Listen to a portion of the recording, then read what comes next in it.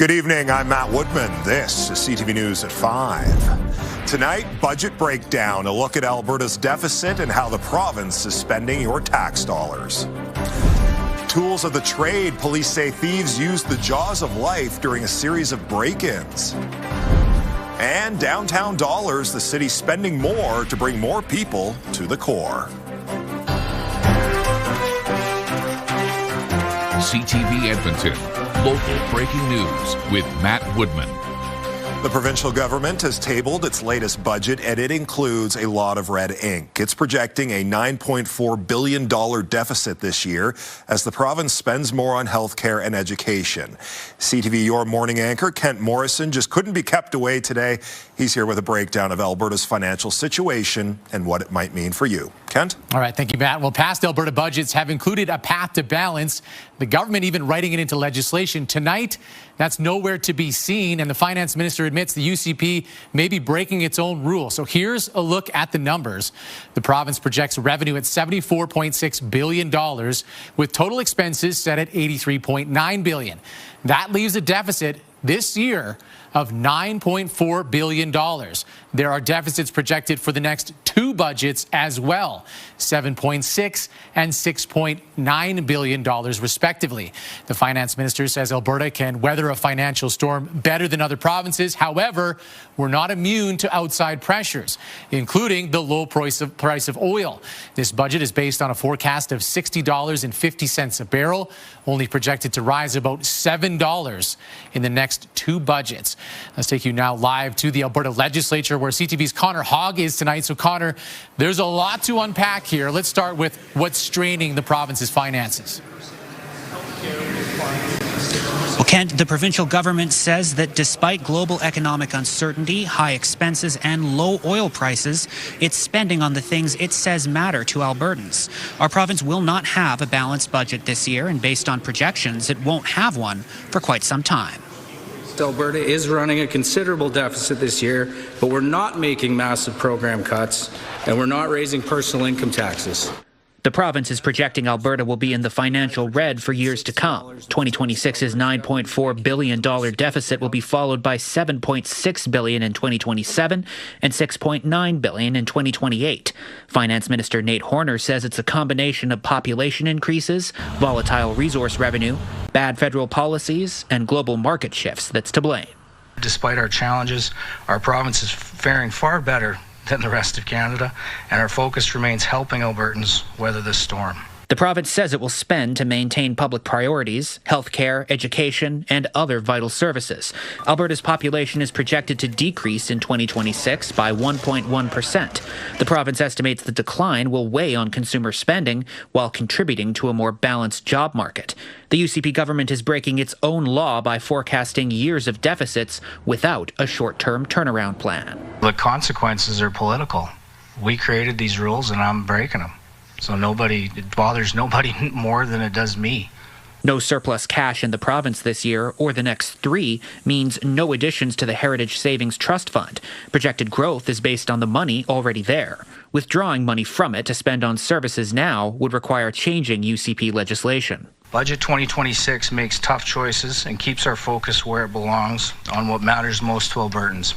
Horner says it will soon be up to Albertans to decide what their priorities are. Is it getting into more debt or paying more in provincial taxes? There will be lots of questions, no doubt, and there should be at kitchen tables everywhere about, is this the right tax structure for the province?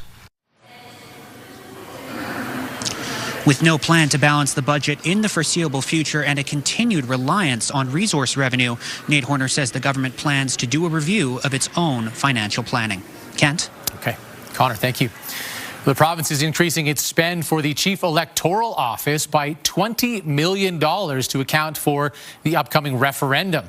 Albertans will vote in October. Many of the questions asking how to manage population growth. The province says this referendum is to help ensure services remain sustainable, particularly in education and healthcare. When asked today how much newcomers contributed toward the $9.4 billion deficit, the finance minister was unable to give a number.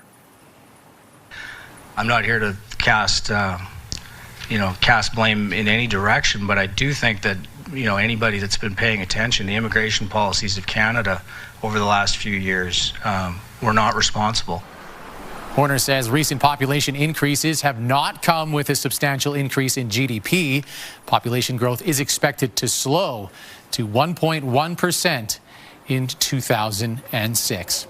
So the finance minister says he's not trying to hide from the deficits, and in fact says he's proud of this budget and how the government has managed this financial storm, though there are critics out there who say it's a storm that was created by the UCP themselves. The Finance Minister, Nate Horner, will be here on CTV News to answer our questions coming up later after 6 o'clock tonight. Now, at the legislature, there is a flurry of activity, a lot of people with questions and a lot of people with their own answers on how Alberta should handle the financial situation going forward. As the Finance Minister had mentioned, a lot of conversations likely happening at Alberta dinner tables between families and eventually voters, as once again we are headed to some referendum questions coming in the fall, others going through the petition process. So as we continue to unfold the numbers from this budget line by line, we'll have more on how this is going to affect you at home, and particularly the city's finances. Now, the city council and the mayor, Andrew Knack, had braced themselves for what they expected to be a tough budget, and it was a tough budget for the city. Overall funding pool for infrastructure is shrinking along with government revenue, and homeowners can expect to pay more in provincial property taxes. CTV's Jeremy Thompson is live at the legislature with more on this. And Jeremy, another tax bump. Yeah, Kent, Edmontonians are already bracing for a nearly 7% property tax bump out of City Hall this year. The legislature is now adding to that burden. Its portion, the provincial portion of the property tax bill, is going up by about 13% in our city. I think everybody's going to have to be, reasonable or equally disappointed. The finance minister acknowledges Alberta cities and towns will not get everything they asked for in this budget, not even close. I know the needs are real, but you can see where we're at with this deficit and needing to continue to prioritize. Municipalities have wide-ranging needs. Edmonton asked for money for housing, economic development, transit safety upgrades, affordability measures, and infrastructure. The pot of provincial dollars for major projects shrinks by $24 million in 2026. We're all feeling the pinch, obviously, and we are in this together. Our revenue's linked on LGFF, as I mentioned. While the province is giving less, it's taking more. The average Edmonton homeowner will pay $154 more in provincial property taxes this year, a 13% increase. That's on top of the tax bump City Council approved in December.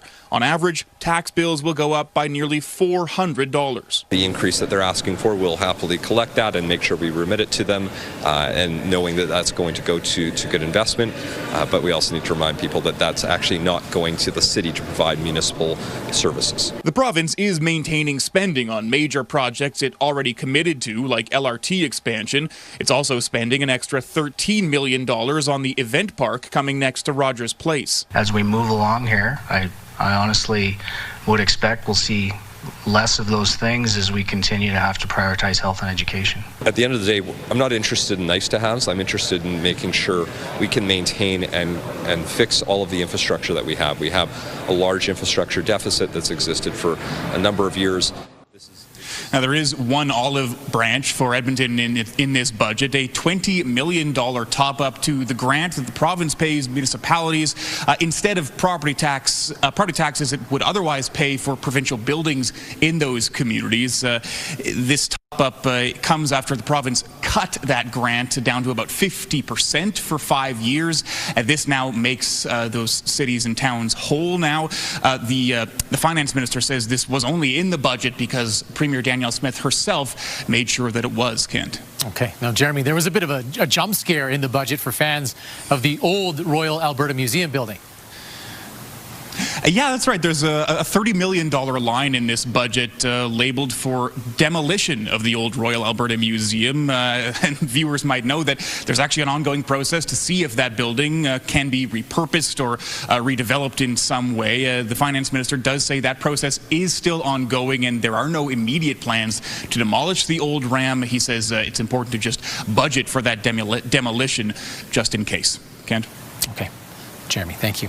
Well, there will be many who have a lot to say about this budget, including the opposition NDP. And right now we are joined by NDP leader Naheed Nenshi from the legislature. Mr. Nenshi, thanks so much for joining us this morning.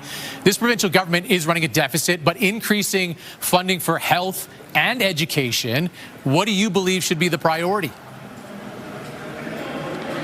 So much spending in this budget and so little to show for it.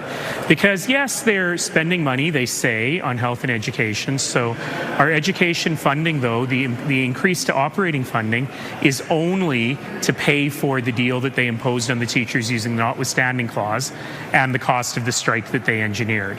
In healthcare, for weeks, the Minister of Hospitals has been saying we're building 2 new hospital towers at the Misericordia and Grey Nuns here in Edmonton, and there is only money for thinking about it, for pre-planning. There's not a dollar for construction in here. And yet, we have one of the highest deficits in Alberta history. It's worth remembering that Danielle Smith has 6 times the royalty revenue that Rachel Notley had. And yet, she's not building schools, she's not building hospitals, she's not paying new teachers, but she's running larger deficits than Rachel Notley did. This is just an example in my mind of terrible financial mismanagement. Conservatives are supposed to be good with money, and they are absolutely no good with money. Well, that is opposition NDP leader Naheed Nenshi's first take at this budget. Mr. Nenshi, thanks very much for joining us. Thank you. All right, Josh, time for a look at the weather. The storm has passed, but some snow squalls to look out for now. Yeah, snow squall watch still in effect, although the storms, as you mentioned, have now moved off to the south. So we're done with this. If you read the weather blog that we wrote this morning, we said there was a chance that this went through early enough in the day that by the time we got to the evening commute, the storms were all south of us, and that is exactly how it has played out. So, yes, we are technically under this snow squall watch, but take a look at the radar map. Snow's all to the south of us. So if you're traveling here south of the Edmonton area, for the next couple of hours, as this moves off to the south and southeast, it is going to be pretty nasty. You're going to have near zero visibility in a couple of areas as you've got the combination of this heavier pockets of snow and some gusty wind.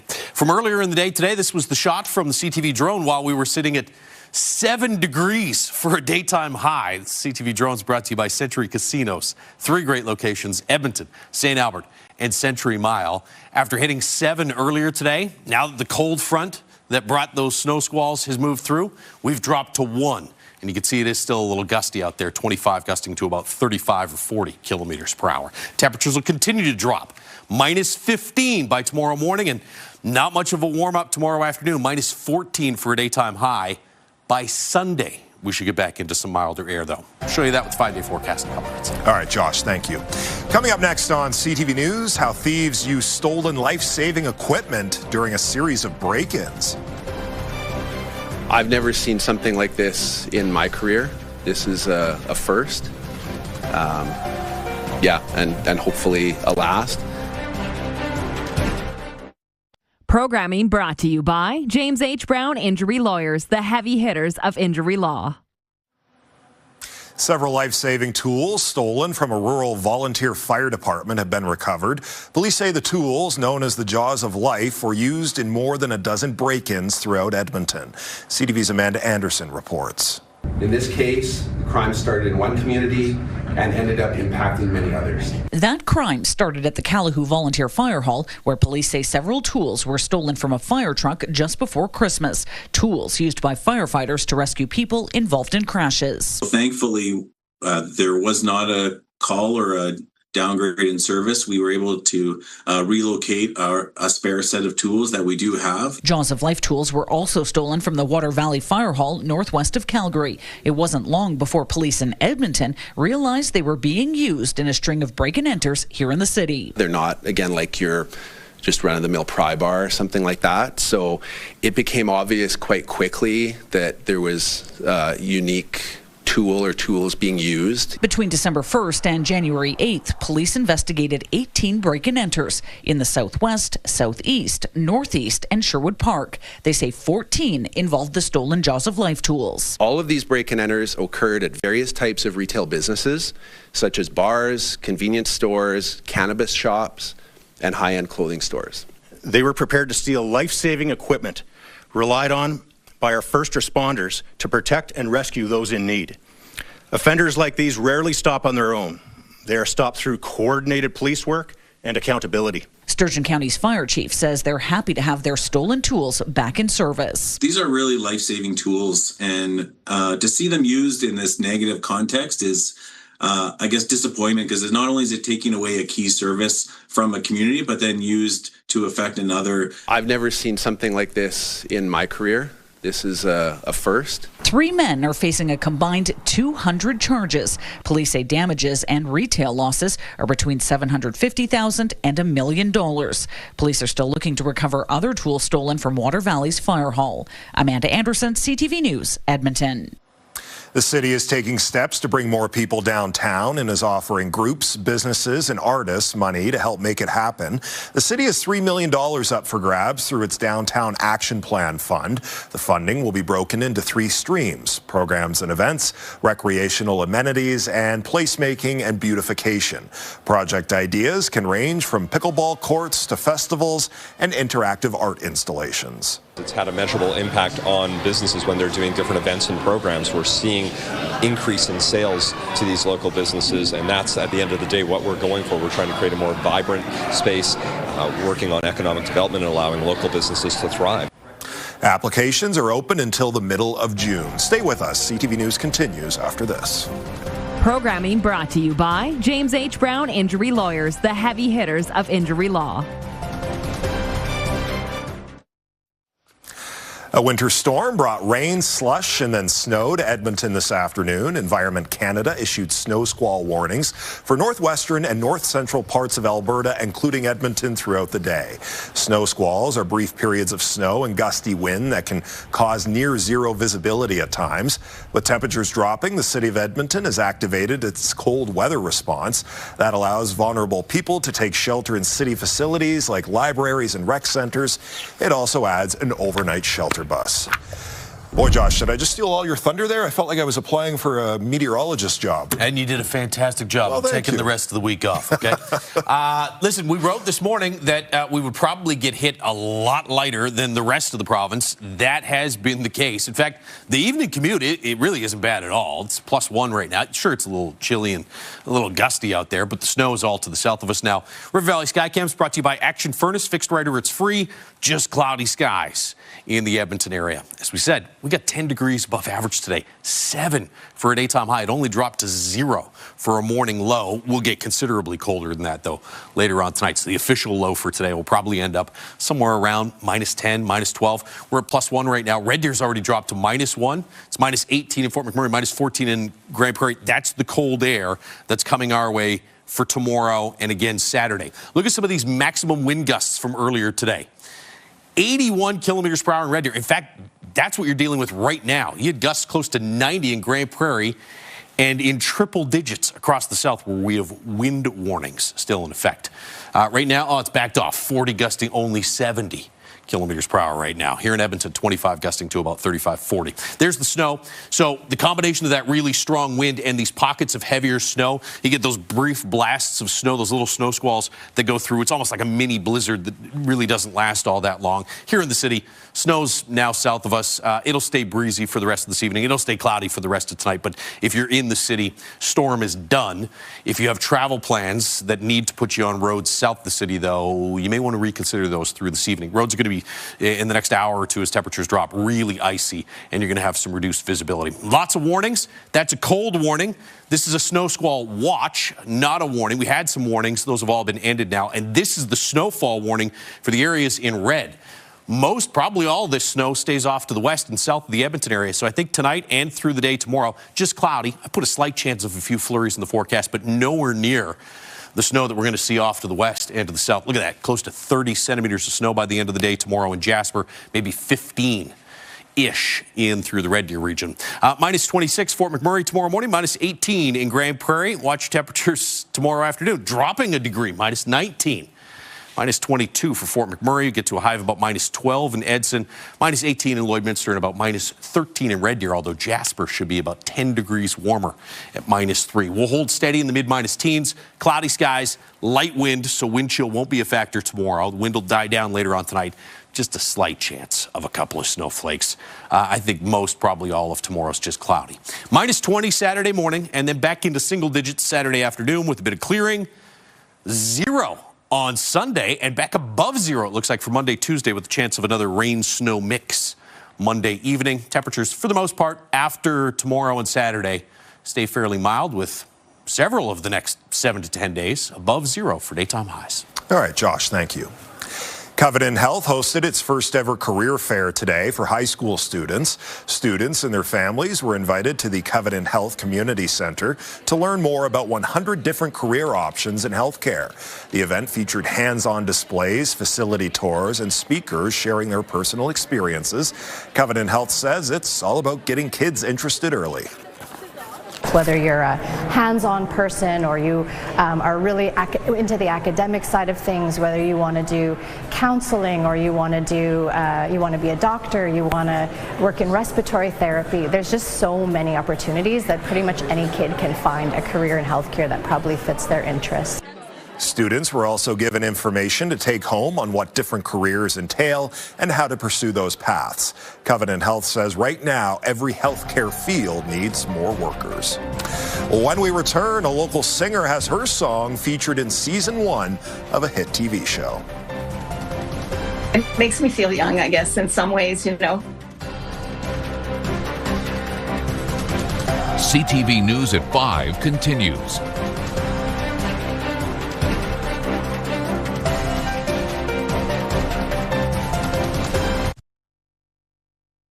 Programming brought to you by Senior Home Care by Angels, Canada's choice in home care.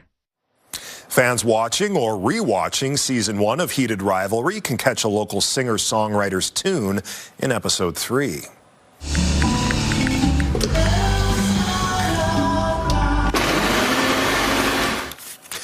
Well, you can only hear a few words of Tropicana before the blender kicks in. The track has now been streamed more than 900,000 times on Spotify. One of the writers and performers of the song is a retired teacher living in Bonnyville.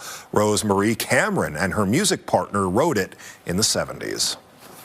It makes me feel young, I guess, in some ways, you know, that our music is still relevant. To be on the same page as somebody like Feist and many other artists that are so well known, it's just so great.